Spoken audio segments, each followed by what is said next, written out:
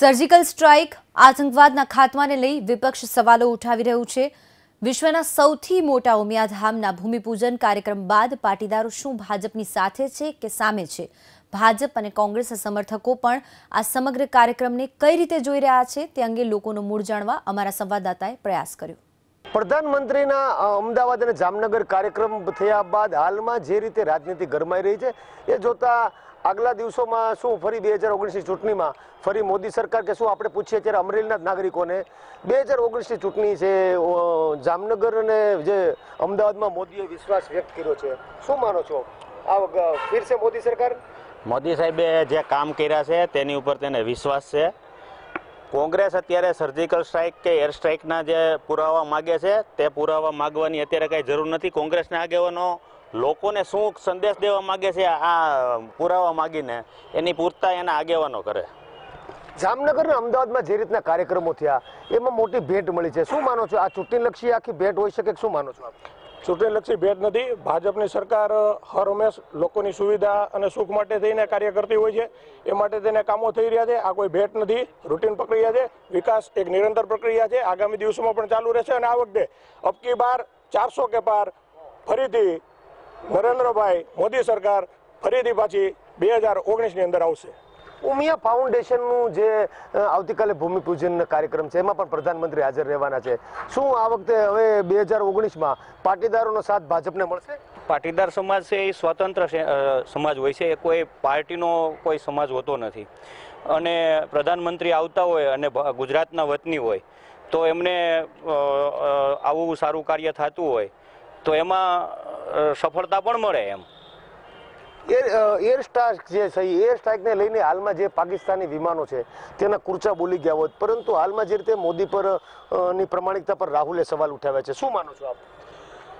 Air strike થઈ એમાં સંપૂર્ણ સૈનિકો અને ભારતની આપણી જે સૈન્ય છે સૈન્ય દ્વારા એર સ્ટ્રાઇક થયું એમાં મોદી સાહેબ લોકો જે અત્યારે મોદી સાહેબ કરી રહ્યા છે અને એવી વાત કરી રહ્યા છે કે મોદી સાહેબે છૂટો દોર આપ્યો। સાહેબ આપણા રાષ્ટ્રપતિએ છૂટો દોર આપ્યો અને આપણા સૈનિકો ત્યાં યુદ્ધ લડ્યા, એમાં મોદી સાહેબ શું ભૂમિકા એ હું પહેલાં તો પૂછવા માંગીશ।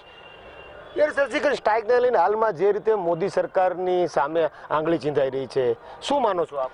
કોઈ પણ સેનાનો નિર્ણય હોય 100% ત્રણેય પાંખના વડા તરીકે રાષ્ટ્રપતિ હોય, પણ નિર્ણય તો હંમેશા પ્રધાનમંત્રીના તાકાત અને શૌર્યનો જ હોય છે। દાખલા 1971નું યુદ્ધ જો ઇન્દિરાબેનના નામે લખાણું હોય અને કોઈ પણ હોય, હવે એવું કહી શકાય નરેન્દ્ર મોદીએ નથી કર્યું, પણ નરેન્દ્ર મોદી આની પહેલાં આ જ સૈન્ય હતું, આ જ મશીનરી હતી, આ જ જહાજો હતા, છતાંય ક્યારેય કેમ વળતો હુમલો ન કરી શકાય? કારણ કે નરેન્દ્ર મોદીએ પોતાની હિંમત દાખવી અને યોગ્ય નિર્ણય લઈને આ પગલાં લીધા છે। કંઈ એને પોતાના મત માટે નહીં પણ સેનાએ એનું પોતાનું જોમ બતાવ્યું છે અને પરફેક્ટ છે, એમાં કંઈ ખોટું નથી। દરેક સરકારે આ પ્રકારનું કરવું જોઈએ, પણ ભવિષ્ય ભૂતકાળમાં થયું નથી, એ દુઃખની બાબત છે।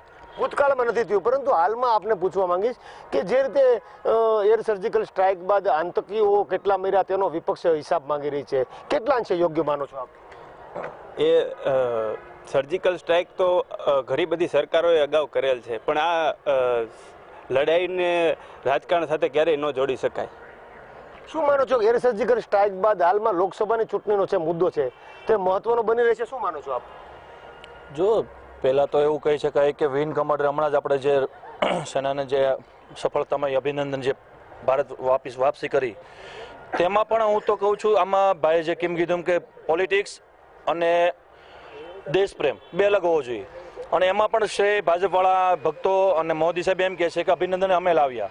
જો ખરેખર અભિનંદનને એના બળબદ્ધા ઉપર લાવ્યા હોય તો ખરેખર અભિનંદનને પાત્ર છે અને એને પણ બિરદાવીએ છીએ અમે। તો આપણા ઘણા સૈનિકો અને બીજા ઘણા કમાન્ડરો હજી પણ પાકિસ્તાનની કેદમાં છે।